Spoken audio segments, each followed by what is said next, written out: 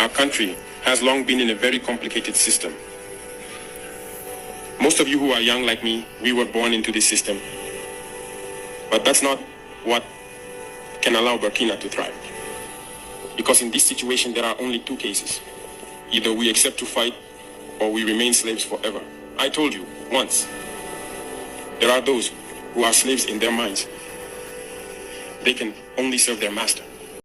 This young man is showing all of Africa, or I should say the real name of Africa, Al-Kalbulan, the leaders, how taking back power should be done.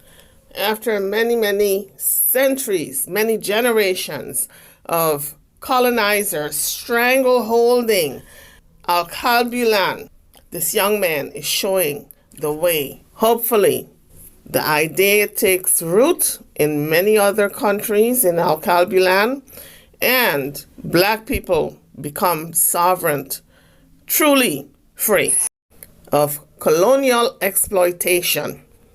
And those people try every time to manipulate you. You must advise each other. Because every situation can be exploited by these enemies of the nation to try to discourage you, to demotivate you. So, you must advise each other and not pay attention to certain remarks, even on some media. Not everyone is obliged to be patriotic. You are the first patriots. You have decided to defend the homeland. There is nothing better than that. Those who want to support you, let them support you. Those who want to discourage you through writings, you must close your ears and move forward. As for those, we will fight them here. So now, Al-Kalbulan, aka Africa, is in a battle for a second attempt at truly being free. And some of these old regimes need to get out of the way or get on board. IIbrahim Traore has been in power for 2 years now. He's a young man, only 34, and he has moved mountains thus far.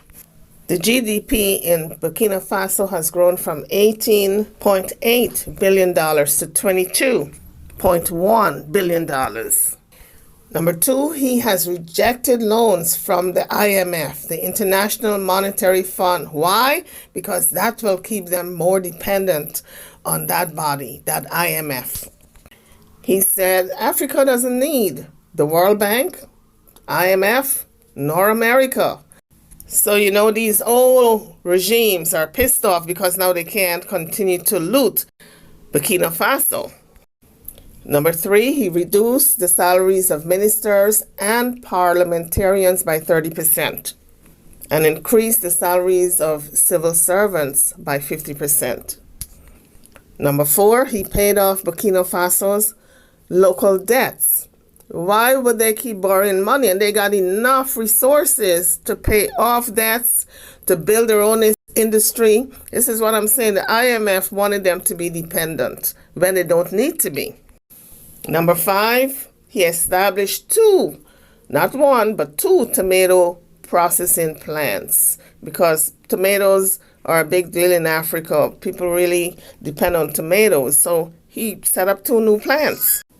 And this is the first ever in Burkina Faso. Number six, in 2023, he opened Burkina Faso's first gold mine. Imagine all that gold that Burkina Faso have was coming out of the country, going to Europe. He stopped that. He said, no. You're going to deal with us now. So he opened the first gold mine that is controlled by the government of Burkina Faso and not another country. So he stopped all that unrefined gold from going to Europe. And you know what? The Europeans, including America, are pissed off with that too. I mean, they want this brother gone. So he's done many things. Also, I wanted to mention, he opened the second cotton plant. Previously, Burkina Faso only had one cotton plant. Now they've got two, with more to come. I mean, this brother is just hell-bent on breaking away from the stranglehold of the Europeans and this colonial rule that they still have over Burkina Faso and most of Africa. Or I should say, Al-Kalbulan. I think all black people everywhere should really start calling the continent of so-called Africa by its rightful name, Alkebulan, because it's a beautiful name and the meaning is so rich that the folks, when I say folks, I mean the colonizer who changed the name. The colonizers knew that the name was powerful because it means mother of mankind and the Garden of Eden. A name like that evokes a lot of power for those who reside on that continent. So the colonizers changed the name. Hence, now we have the name Africa. But I think more black people should start calling a spade, the continent by its rightful terminology, rightful name, Alkebulan. Another thing he did was to get rid of all this foolish wig wearing, like in the courts in England and Europe, they wear the wigs and the robes, the European style wigs and robes. He got rid of that. He said, no, we're not doing that anymore. We're going to wear our traditional garb in court. All these judges got to now wear it. So for those of you who want to know what Black power looks like, this is an example. This is what it looks like. It's not just a pumping of the fist up in the air. It's what you can do for your people and implementing those plans.